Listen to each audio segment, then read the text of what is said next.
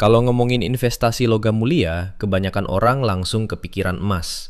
Dan itu wajar. Emas memang punya sejarah panjang sebagai penyimpan nilai. Tapi setelah belajar cukup lama, justru saya mulai lebih tertarik ke perak. Bukan karena ikut tren, bukan juga karena mau cari yang paling cepat kaya, tapi karena saya melihat perak sebagai aset yang masih sering diremehkan, padahal potensinya besar. Dan mungkin setelah dengar ini, kamu juga mulai mempertimbangkannya. Alasan pertama, harga perak masih jauh lebih terjangkau dibanding emas. Banyak orang berpikir investasi logam mulia harus mulai dari jutaan rupiah, padahal perak membuat orang biasa tetap bisa punya aset nyata tanpa harus menunggu punya uang lebih dulu. Penelitian dan data pasar menunjukkan perak sering bergerak lebih agresif dibanding emas saat permintaan meningkat. Karena ukuran pasarnya lebih kecil, pergerakannya bisa lebih terasa. Artinya, bagi sebagian orang, perak bukan sekedar alternatif murah, tapi peluang yang belum terlalu ramai dilirik.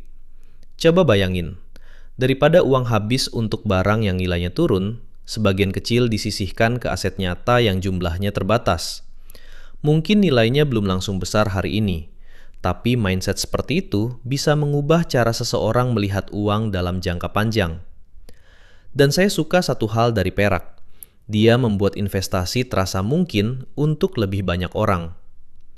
Alasan kedua, perak bukan cuma logam investasi, tapi juga logam industri.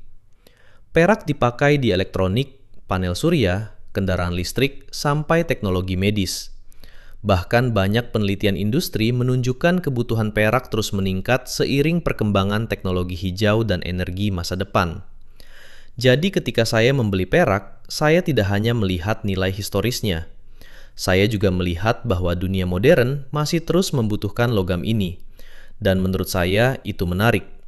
Karena kadang aset terbaik bukan yang paling ramai dibicarakan, tapi yang diam-diam terus dibutuhkan. Tentu saja perak juga punya risiko.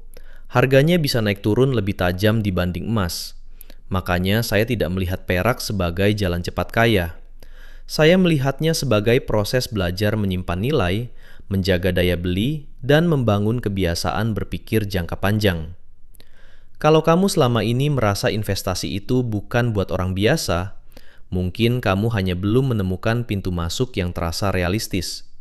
Dan buat saya, perak adalah salah satu pintu itu.